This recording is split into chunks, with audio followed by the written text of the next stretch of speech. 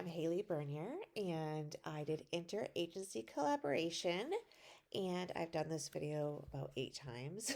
I keep going to like 10 minutes, so I'm trying to keep this very short and sweet to the point.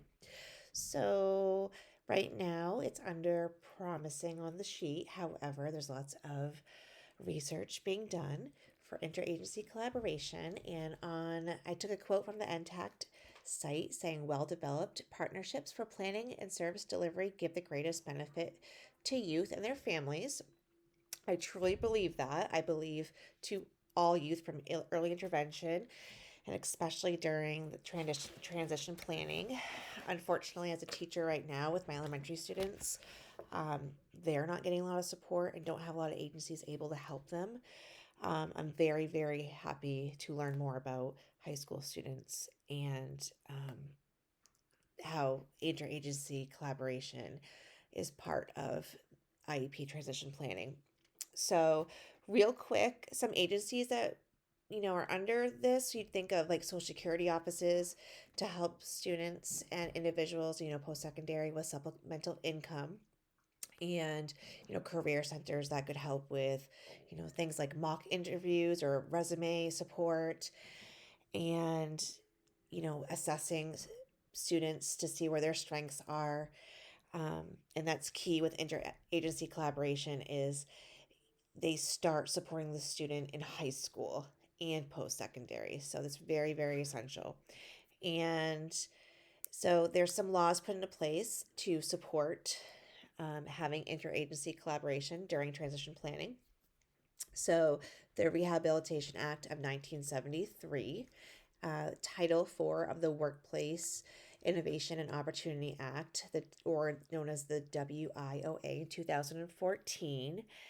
And, they mandate that workforce innovation and, VR agencies engage with school age students to deliver pre employment transition services. And it's really also important that students start jobs, whether it be part time jobs in high school or during the summertime. They really encourage employment in high school. And also support them through after school with work based opportunities. Um, this law also helps support the need for looking into post secondary schooling, whether it be college or other opportunities.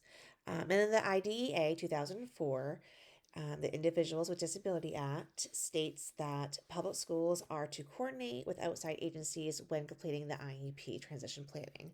And that isn't as evolved as the Rehabilitation Act. However, it still supports the need for interagency collaboration. So pertinent strategies, critical elements, and implementation, those are definitely related. And you want all agencies to work together for the student, and you want the student to be involved. That's really, really essential. There's a good case study in the Wayman book about how the student wanted one thing. She wanted to go out of state for cooking, and then the mom wanted her to stay local and be a nanny and then maybe cook for the kids. And all the agencies had to come to agreement, and the student showed self-advocacy and determination, and they made a good plan for the student to work up to the long-term goal of going out of state. So, if these agencies help the students with all of that, with flexible scheduling and staffing, follow up after transition. There's more on the slide. I don't want to go over my time, so I'm going to flip through. Parents and students are the stakeholders. Need for functional community reference skills. Need for connection with adult services. Invoke rehab. So these are all things and critical elements that the agencies need to come together and help support the student with. And then implementation. So there's the federal book. That one, what I found on the NTAC website was from 2020. And then this main one is from the main DOE. And so there you want to look at both what the state and anything local will support the student with. And outcomes, there's been great outcomes with interagency collaboration. Um, Alignment of, can help students align the individualized plan for employment in the IEP program, and identify employment goals and increase student-led IEP and IPE meetings, self-advocacy skills, skills in career planning, increase family engagement. So really everything.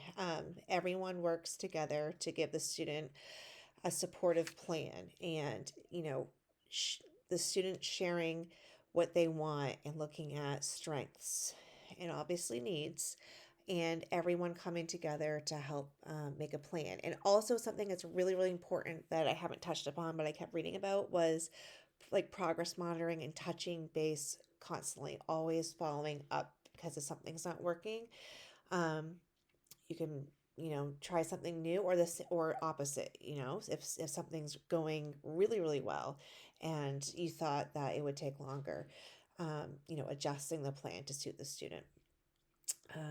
So yeah, thank you very much.